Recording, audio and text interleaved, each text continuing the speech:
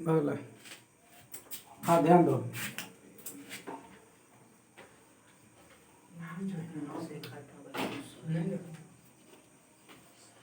Circle, इसमें वृत्त एक गोलाकार, इसी में हम सब कुछ समझेंगे कि इस वृत्त के बारे में।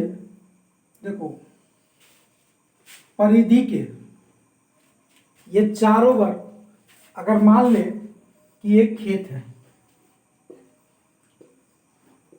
ये खेत है, तो चारों ओर के किनारा घेराव को हम क्या कहलाते हैं? परिधि कहलाते हैं। यानी इसका परिमाप हो जाएगा। परिधि क्या होता है? परिमिति के बराबर होता है। परिमिति बराबर परिधि। ध्यान देंगे, इसमें ये सेंटर पॉइंट होता है जिसको हम ओरिजिन ओ से सूचित करते हैं। ये केंद्र होता है, केंद्र, और यहां से यहां तक की दूरी को हम आर से सूचित करते हैं, जो त्रिज्या, और यहां से यहां तक की दूरी जिसको हम डी से सूचित करते हैं, जो क्या कहलाता है? व्यास।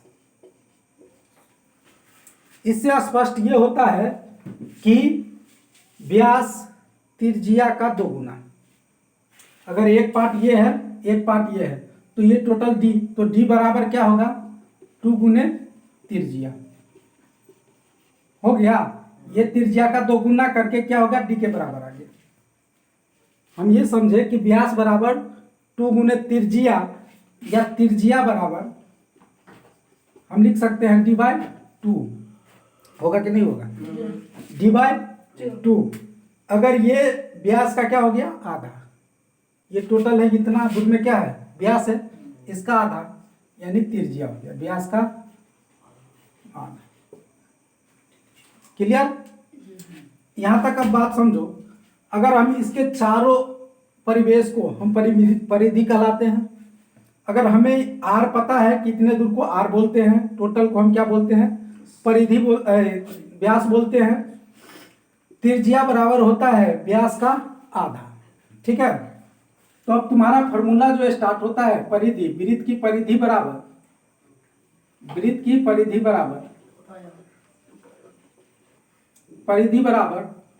2 पाई आर। ठीक है, जहां पाई का मान जो जहां रहेगा 22/7 या 3.141। ठीक है, ये भी रहेगा। अगर ये आपको नहीं दिया हुआ है, अगर ये क्वेश्चन में इंडिकेट कर देगा कि ये मान रख के सवाल को सॉल्व करें। ठीक है, अगर नहीं दिया है तो हम क्या करेंगे? 22/7 करेंगे। अगर कभी कभी, अब ध्यान दो, और वृत्त का क्षेत्रफल बराबर क्या होता है? वृत्त का क्षेत्रफल पाई आर स्क्वायर। ठीक है, वृत्त का क्षेत्रफल बराबर क्या होता है? पाई आर स्क्वायर। परिधि परिमिति, यानी इनके चारों ओर परिमाप को हम क्या कहलाते हैं? परिधि कहलाते हैं। और वृत्त के क्षेत्रफल हो गया पाई आर स्क्वायर। अब इसी में देखना होता है तिर्यकखंड। ठीक है, तिर्यकखंड, अगर यहां से चाप के द्वारा यहां से अगर कोई चाप ले लिया, ये थीटा का कोण बना रहा है, यहां से ये थीटा का कोण बना रहा है। ठीक है, मान ले AOB, तो तिर्यकखंड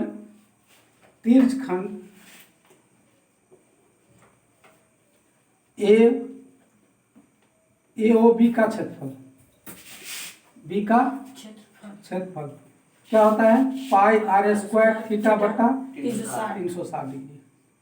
इसलिए कि अगर ये 360 डिग्री का अर्थ ये होता है कि हम गोले पर ये सीधे में यहां से यहां तक कितने डिग्री का कोण बनाता है? यहां से यहां तक 90 डिग्री का कोण बनाता है। यहां से यहां तक 180 का टोटल कोण बनाता है। यहां पर कितना बनेगा? 180 डिग्री। भाई जी वीडियो समझ हो गया, ये वीडियो समझ हो गया, ये चक्कर है। अब वो बात करने आ रहा मार के पीछे। अब ध्यान दो कि अगर यहाँ पर 360 डिग्री का मान इस तरह से होता है कि अगर यहाँ से यहाँ तक की मान क्या होता है 90 डिग्री, और यहाँ से यहाँ तक की क्या होता है 180 डिग्री। तो ये जब एक पार्ट में 180 डिग्री, तो दोनों पार्ट मिला के कितना बनेगा 360 डिग्री, जो वृत्त का एक गोला ले लेता है। अगर इसी में अगर हम यहाँ से अगर हम 60 डिग्री का कोण ले कि 60 डिग्री का चाप लेकर हम कोण बनाए, 60 डिग्री का चाप लेकर क्या बनाए कोण बनाए, तो यही थीटा का मान हो जाता है। तो डिवाइड जो कर रहा है 360 को कर रहा है ना, उसी प्रकार से 360 से भाग देते हैं। अगर हम देखेंगे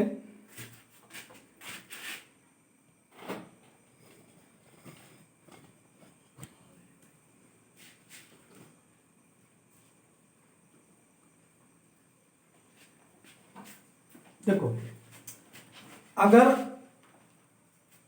यहां पर एक हम वृत्त बनाते हैं, एक ये वृत्त हो गया, ठीक है। यहां से हम इसको क्या बोले तिर्यकखंड, यहां से यहां तक AOB को क्या बोले तिर्यकखंड। अगर यहां से एक वृत्त मिला दिया, वृत्त इस रेखा को, ये रेखा A और B को क्या किए मिला दिए, यहां से जो ये दिखाई दिया गोला अर्धगोला के रूप में, अर्धगोला के रूप में जो दिखाई दिया उसे हम क्या बोलेंगे वृत्तखंड। क्या बोलेंगे वृत्तखंड। तो वृत्तखंड ये हो गया, ये यहां से यहां तक की जो टोटल हो जाएंगे तिर्यकखंड, और यहां से यहां तक की जो होगा वृत्तखंड, ठीक है। अब यहाँ तिर्यकखंड का क्षेत्रफल बराबर पाई r स्क्वायर थीटा बटा 360 डिग्री। अब इसी में आता है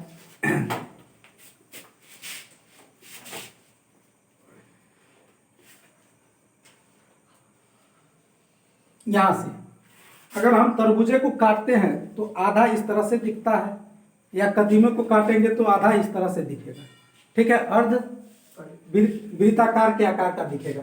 तो इसमें अर्धवृत्ताकार का परिधि बराबर होगा, अर्धवृत्त की परिधि बराबर यानी परिमिति बराबर पाई प्लस 2 इंटू r, ठीक है, पाई प्लस 2 इंटू r। और अर्धवृत्त का क्षेत्रफल जो होगा, अर्धवृत्त का क्षेत्रफल क्या होगा पाई r स्क्वायर थीटा, तो पूरा का है ना, उसका क्या करेंगे डिवाइड कर देंगे, तो उसे आधा कर दिए, ये हो गया पाई r स्क्वायर थीटा बटा पाई r स्क्वायर बटा 2। आपका जो पहले चैप्टर का जो भी पोर्शन था इसी टाइप से रिलेटेड क्वेश्चन है। आपको फार्मूला, वृत्त की परिधि, वृत्त का क्षेत्रफल, तिर्यकखंड का क्षेत्रफल, अर्धवृत्त की परिमिति, अर्धवृत्त का क्षेत्रफल, आपको यही चारों फार्मूला, पांचों फार्मूला दिखाना था। इसमें अगर जो व्यक्ति अगर समझ जाएंगे कि R कौन सा होता है, D का मान कौन होता है, तिर्यकखंड कौन होता है, तो उसके लिए सवाल बहुत ही आसान होगा, ठीक है। चलिए टाइप कीजिए।